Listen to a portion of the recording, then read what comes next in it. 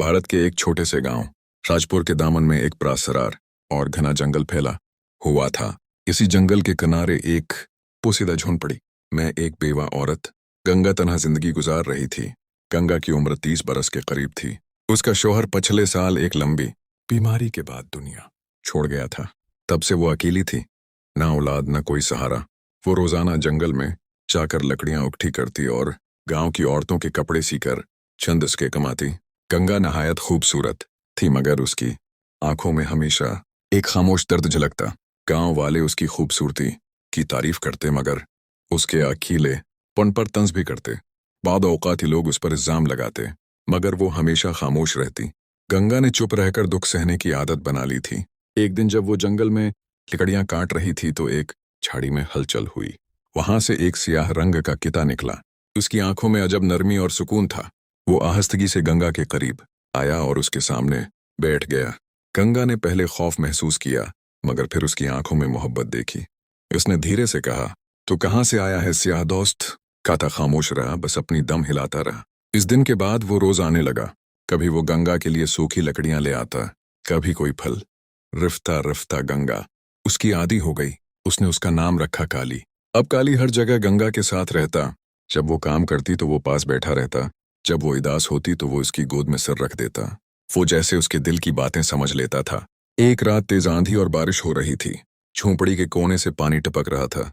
इतने में दरवाजे पर खिराश की आवाज आई। गंगा ने दरवाजा खोला। सामने काली था, भेगा हुआ, सर्दी से कांपता हुआ। गंगा ने उसे अंदर बुलाया, सिखाया और पहली बार उसे अपने बस्तर के पास सला लिया। इस रात के बाद गंगा को अजीब सा एहसास होने लगा। चंद हफ्ते गुजरे तो उसकी तबीयत बिगड़ने लगी। जब वो गांव की दाई के पास गई तो दाई ने हैरानी से कहा, "बेटी तो मां बनने वाली है।" गंगा के लब कपकपाने लगे। "ये कैसे मुमकिन है? मेरा तो कोई नहीं।" दाई ने गहरी सांस लेकर कहा, "यह हकीकत है, तेरे पेट में बच्चा पल रहा है।" ये बात गांव भर में फैल गई। लोग चहमगोइयां करने लगे। पंचायत बुलाई गई।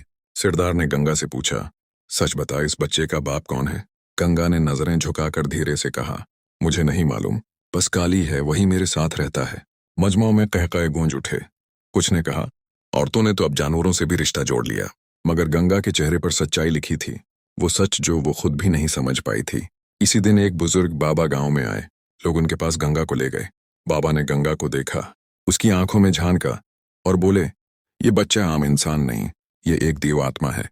और ये किता कोई आम जानवर नहीं, बल्कि एक बुधा याफ्ता देवता है।"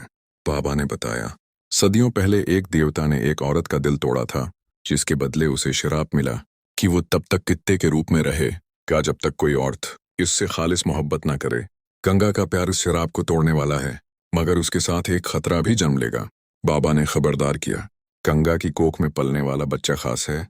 उसके पैदा होते ही अंधेरे की ताकतें उसे मिटाने की कोशिश करेंगी।